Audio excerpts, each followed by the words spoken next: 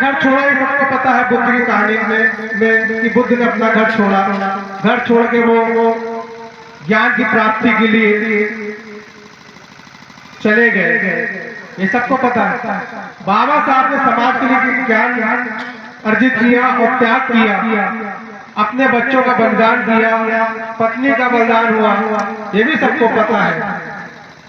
पता तो हमको सब कुछ है, लेकिन बड़ी बात यह है कि पता होने के बाद हम उसको कितना आत्मसात कर रहे हैं, कितना अपने जीवन में उतार रहे हैं। क्या बाबा साहब के बताए रास्ते पे चल रहे हैं? क्या बुद्ध के बताए रास्ते पे चल रहे हैं? बात ये होनी चाहिए। वो तो 2500 साल पहले पैदा हुए, बाबा साहब को भी 1956 में परिनिर्वाण हो गया, लेकिन ऐसा क्या है कि हम संघर्ष पे संघर्ष करे जा रहे हैं और बहुजन समाज जिसका वास्तविक हकदार है वो उसको मिल नहीं रहा, उसको मान सम्मान नहीं मिल रहा, अपने हक हकदार नहीं मिल रहे। बाबा साहब ने संविधान में जो व्यवस्था करी, उस संविधान की व्यवस्था से आपको जो मिलना चाहिए क्या मिला? कि आप सोच रहे हो इस बात को कि बाबा साहब ने सोचा था कि संविधान में 70 साल होने के वाले हैं, आपको 70 से ऊपर हो गए, आपको मिल रहा है क्या? संविधान खत्म होने की बात हो रही है, आपके रोजगार को मारा जा रहा है, आपके विचारों का हनन हो रहा। बात एक अधिवेशन था कटक उड़ीसा में, जहां पे आपकी बात होने वाली थी, आपके लिए प्लानिंग होने वाली थी कि आपके हक अधिकार की लड़ाई लड़नी है, लेकिन मनुवादियों ने वहां पे उस अधिवेशन को रद्द कराने का काम किया। क्या आपको जानकारी है? उनको उस अधिवेशन को रद्द कराने से क्या फायदा होने वाला था? क्या आपको जानकारी है? उनको फायदा हुआ, अब आगे होगा, क्योंकि हम ज्यादा जानकार नहीं बनना चाहते हैं। हमने अपने जीवन को इतना सीमित कर लिया, इतना सा कि सुबह उठना है, नित्य कर्म करने हैं, घर परिवार में खाना बनाना है, कमा लाना है, 2 वक्त की रोटी हो जाए, शाम को सो जाना है। अगर जीवन इसको कहते हैं तो आपके हिसाब से क्या बाबा साहब का जीवन व्यर्थ रहा? क्या बुद्ध का जीवन व्यर्थ रहा? कि उन्होंने ताउम्र लोगों को जगाने का काम किया और खुद जागने का काम किया, खुद समझने का काम किया, खुद ज्ञान प्राप्ति करी, खुद आगे बढ़कर उन्होंने संघर्ष को अपनाया। कि हमारे लोग ये काम कर रहे हैं? बिल्कुल नहीं कर रहे। क्यों नहीं कर रहे? वो सब कहते हैं कि हम बाबा साहब को मानते हैं, हम बाबा साहब की फोटो लगा रखते हैं, बाबा साहब के सामने मोमबत्ती जला देते, माला चढ़ा देते। लेकिन बाबा साहब ने क्या कहा था? तो मुझे मानने से ज्यादा मेरी बात मानो, पढ़ना लिखना शुरू करो, जानकारी इकट्ठा करो कि आपके आसपास क्या चल रहा है। उनको लग रहा है कि सब कुछ बढ़िया चल रहा है, अगर मेरे घर में सब बढ़िया है। आपके घर में बढ़िया नहीं है, आपको लग रहा है कि आपके घर में बढ़िया होगा।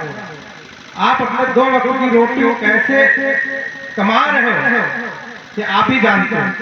क्या बहुत आसानी से आ जाती है, और एक वर्ग ऐसा है कि वो बहुत आसानी से रोटी तो छोड़िए, जीवन के सारे सुख भोग रहा है जो हमारे सपने में भी नहीं आता। हम विदेश घूमना चाहते हैं, हम महंगी गाड़ियों से चलना चाहते हैं, हम अपने बच्चों को बहुत अच्छी शिक्षा देना चाहते हैं, विदेश में पढ़ाना चाहते हैं, डॉक्टर इंजीनियर बनाना चाहते हैं, बड़े व्यापारी बनाना चाहते हैं। ये हमारे ख्वाब में नहीं आता। हमारे ख्वाब में आता है कि आज शाम की रोटी की व्यवस्था हो जाए तो यार बच्चे भूखे पेट नहीं सोएंगे। स्कूल में नाम लिखा दिया, एक फॉर्मेलिटी हो गई है, एक धरना पीट दिया कि नाम लिखा, बच्चा स्कूल जाता। भैया बच्चा स्कूल जाता? हाँ जाता है, लेकिन जाने के बाद बच्चे के जीवन में बदलाव क्या आ रहा है? वो शिक्षा के महत्व को समझ पा रहा है कि नहीं समझ पा रहा? तो एडमिशन इसलिए ना कराइए इसका कि सिर्फ नाम के लिए स्कूल जा रहा है, उसका एडमिशन इसलिए कराइए कि वो पढ़ कर लिख कर जानकार बने और समाज में परिवर्तन लाने की बात करे। अब एक 14 साल का बच्चा था इसकी समाज का, आपको पता है? नहीं पता होगा। उसके ऊपर सरकार ने FIR करा दी। क्योंकि उसने बाबा साहब की विचारधारा की बात कर दी, पढ़े लिखे होने की बात कर दी, समझदारी की बात कर दी, तो ये बात सरकार को गवारा नहीं हुई। तो सरकार आपके हकदार खत्म करना चाहती है, आपको गुलाम बनाना चाहती है। वो सरकार आपकी बात नहीं सुनना चाहती, तो उसको पढ़े लिखा बच्चा 14 साल का, उसे बर्दाश्त नहीं हुआ। सरकार किसको प्रमोट कर रही है? जो फिजूल की बातें, अंधविश्वास, पाखंड फैला है। और सरकार कब झुकाव करेगी आपके ऊपर दबाव बनाने, मतलब आपके लिए काम कब करेगी? जब आप पढ़ लिख कर एकजुट होकर जो हमारे बहुजन संगठन आंदोलन चला रहे हैं, अगर आपको जानकारी नहीं है, आपके अंदर लीडरशिप की ताकत नहीं है, तो उस लीडर के पीछे खड़े हो जाओ जो लीडर तुम्हारी लड़ाई लड़ रहा हो। दिखावे कि नहीं, बाबा साहब फॉर्च्यूनर से नहीं घूमे थे, बाबा साहब के पीछे 10 गाड़ियां नहीं चलती थी, बाबा साहब कभी चिल्लाते नहीं थे कि सुधर जाओ वरना तुमको ठीक कर। अभी बाबा साहब ने चिल्लाया नहीं, या बाबा साहब कभी उस दरवाजे नहीं गए जिस SC OBC ऊपर अत्याचार होता, बाबा साहब वहां उसके घर नहीं गए। बाबा साहब पढ़े लिखे थे, उन्होंने क्या किया? उन्होंने व्यवस्था बनाई कि मैं हर घर नहीं जा सकता हूं। हमारी संख्या 85% है, यानी 100 में 85 घर हमारे हैं, तो 1 लाख में 85,000 घर हमारे हैं, और 100 घरों में 85 लाख घर हमारे हैं, तो अब एक आदमी 85 लाख घरों में नहीं जा सकता। तो जब नहीं जा सकते तो बाबा साहब ने क्या बनाया? संविधान बनाया, पढ़े लिखे होने की बात करी। लेकिन आजकल हमारे नेता क्या घर घर भाग रहे हैं? क्या उनके घर जाने के बाद उसको न्याय मिला? हाथरस की बेटी के साथ जो अत्याचार हुआ, हमारे नेता दौड़ के वहां गए, मुकदमा चला, सब कुछ हुआ, क्या उन आरोपियों को सजा मिली? उसके बाद उस परिवार के क्या हालात है? वो क्या घर से साथ सम्मान निकल पा रहे?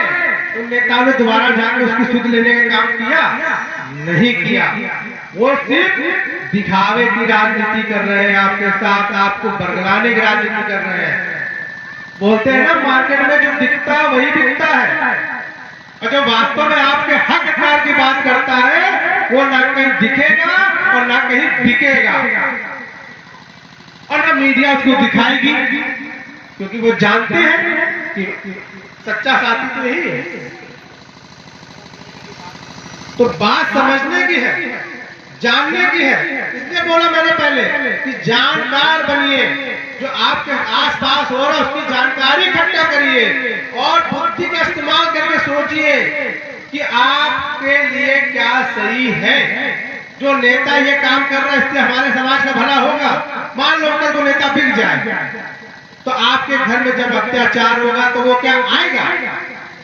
लेकिन बाबा साहब का संविधान, बाबा साहब नहीं काम कर रहा ना आपके लिए। SC ST एक्ट लागू होता है ना। अगर कोई आपकी धन संपदा छीन ले तो उसको मुकदमा लगता है ना। कि बाबा साहब आते लिखवाने के लिए नहीं आते ना। तो मेषराम साहब जो है वो उसी व्यवस्था की बात करते हैं कि हमको व्यवस्था परिवर्तन करना है। व्यवस्था परिवर्तन करने के बाद हमको सत्ता परिवर्तन करना है, और सत्ता परिवर्तन के बाद हमारा सबका जीवन सुधरता है। ये बात समझने वाली बात है। बुद्ध ने भी सामाजिक परिवर्तन का आंदोलन चलाया। इनकी कथा सुन रहे हो। उन्होंने पाखंडवाद, अंधविश्वास की जमीन जो जड़ है ना, जमीन के अंदर घुसी हुई है, जो आपको दिखाई नहीं देती, उस पर हथौड़ा चलाने का काम किया। और जब बुद्ध का सिद्धांत यहाँ पे लागू हो गया, लोग उसके अनुयायी बनने लगे, तो भारत से आए विदेशियों ने इसको खत्म करने का काम किया। हमारे जो भंते थे उनको मारने का काम किया। क्यों? क्योंकि हम भारत के मूल निवासी। ये बात हमको जब समझ में आई, जब हम मेषराम साहब के साथ जुड़कर काम किए, तो पता चला कि मेरा DNA भारत का DNA है। हमारे पुरखे यही पैदा हुए हैं और यही दफन हुए हैं, बाहर से नहीं आए। इसलिए लोग बोलते हैं कि हम भारत के मूल निवासी हैं, और जब खुद को मूल निवासी कहते हैं जो बाहर पर आया, विदेशी आए विदेशिया से, वो अपने आप को समझ जाता है कि कौन विदेशी है। ये बात किसने समझाई है? आज घर घर में चर्चा होती है ना मूल निवासी वाली, समझने लगे ना। तो बात हमको दिखावे की राजनीति न करके मुद्दे की राजनीति करनी चाहिए, जानकारी की राजनीति करनी चाहिए, इतिहास समझने की राजनीति करनी चाहिए। और जो लोग अपने इतिहास जानते हैं उनके अंदर ताकत है इतिहास बनाने की। इतिहास लिखा जा रहा है। मुझे लग रहा है पिछले 5-10 सालों से मैं जानता हूँ कि आप बुद्ध कथा हो रही है। बुद्ध कथा का मतलब ये नहीं है कि आप अंधविश्वास पाखंडवाद में पड़े रहे। बुद्ध कथा का मतलब है कि अंधविश्वास पाखंडवाद को छोड़कर वैज्ञानिकता की सोच पर आगे बढ़ना है। क्योंकि बुद्ध ने पाखंडवाद अंधविश्वास के खिलाफ आंदोलन चलाया और यही सोच सिर्फ भारत की नहीं, दुनिया के सारे बुद्ध धर्म धीरे धीरे बढ़ता चला गया। भारत में जो यात्रा शुरू करी थी 14 से 15 भक्तों ने, भारत में उनको किसी ने तवज्जो नहीं दी, मीडिया ने नहीं दिखाया। लेकिन वही जो दुनिया का ताकतवर देश है, जो दुनिया को झुकाने की क्षमता रखता है, अमेरिका, उसके यहाँ बुद्ध जो भक्ते पहुंचे हैं 357 दिन की यात्रा के लिए, 2000 किलोमीटर चलना है, उससे ज्यादा। वहां पे उनको सुरक्षा दी जा रही है, सरकार उनको सुरक्षा दे रही है। लोग सड़क के किनारे खड़े होकर उनको फूलों से स्वागत कर रहे हैं, अपना दुख बता रहे हैं। वहां की मीडिया उनको दिखा रही है, भारत की मीडिया आपको नहीं दिखाती है उनको।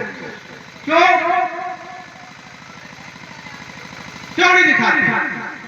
कि आपकी जानकारी कमजोर रहे। और जब आपकी जानकारी कमजोर रहेगी तो आपको गुलाम बनाना आसान है ना। उन्होंने हल्ला काट दिया, गणेश जी दूध पी रहे हैं, तो आप भी भाग पिलाने। क्यों? जानकारी, वैज्ञानिक सोच नहीं। जो दूध पी रही है, पत्थर का कष्ट तनाव है, तनाव के कारण दूध को सोख रहा है। हम कह रहे नावड़े पत्थर को दूध लगा दो तो सूख जाता है, मिट्टी में डालो पानी सूख जाता है। तो पानी को सोख रहा है, दूध को सोख रहा, हमको बता दिया, पी दिया। तो हमारे दिमाग में जानकारी नहीं थी, बुद्धि नहीं थी, तर्क नहीं, हमने मान लिया। उन्होंने कहा पी रहा, तुमने कहा पी रहा। तो ऐसी बातों से जानकारी को इकट्ठा करना, जानकार बनिए। मेरा सारा फोकस जानकार बनने पे है, जानकारी इकट्ठा करने पे है। और जो जानकारी होगी, जानकार होगा, उसको दुनिया का कोई आदमी ठग नहीं सकता।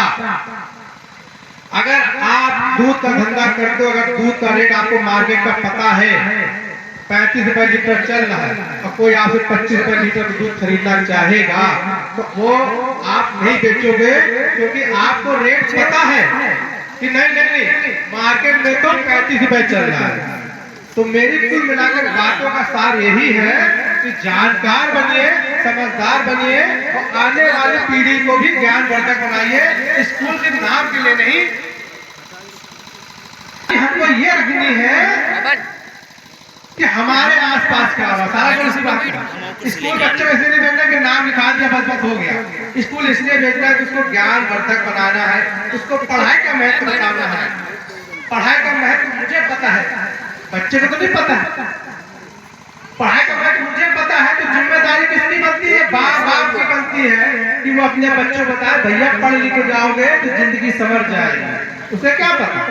उससे बोलो नहीं पढ़ो तो नहीं पढ़ेगा, उससे बोलो खेलने जाओ तो खेलने जाएगा। आपको कौन करेगा? आपको बच्चों को जानकार बनाना है।